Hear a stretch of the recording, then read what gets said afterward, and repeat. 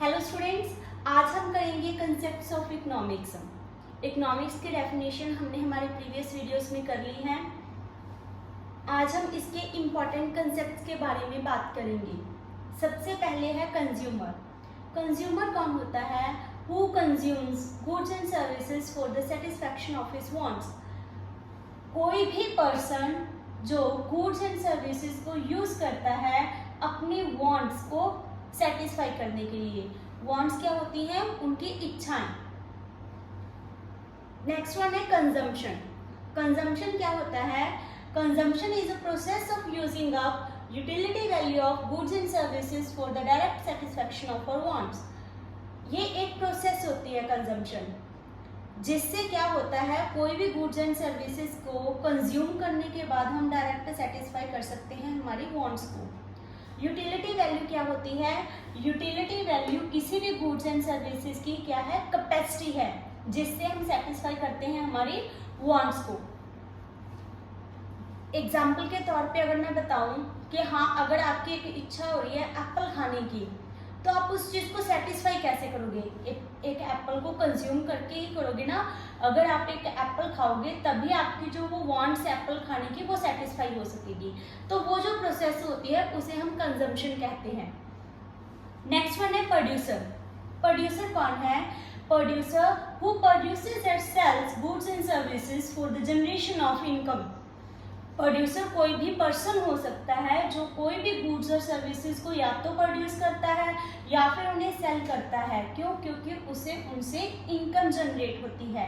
जैसे एक फार्मर है, वो क्या करता है? डिफरेंट काइंड्स ऑफ क्रॉप्स को प्रोड्यूस करता है। क्यों? क्योंकि उसको सेल करने के बाद उसको इनकम जनरेट होती है। नेक्स्ट वन है प्रोडक्शन।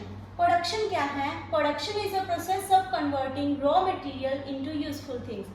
हम किसी भी रॉ मटेरियल को अगर एक यूजफुल थिंग्स में कन्वर्ट करते हैं, उस प्रोसेस को हम बोलते हैं प्रोडक्शन। जैसे कि कॉटन से क्लॉथ्स बनाना। कॉटन से जब तक क्लॉथ रेडी होता है वो प्रोसेस के थ्रू जाता है और उसी प्रोसेस को हम बोलते हैं प्रोडक्शन। नेक्स्ट वन है सेविंग्स। सेविंग्स क्या होती हैं? सेविंग्स इनकम का वो पार्ट होता है विच इज नॉट कंज्यूम्ड, जो हम कंज्यूम नहीं करते।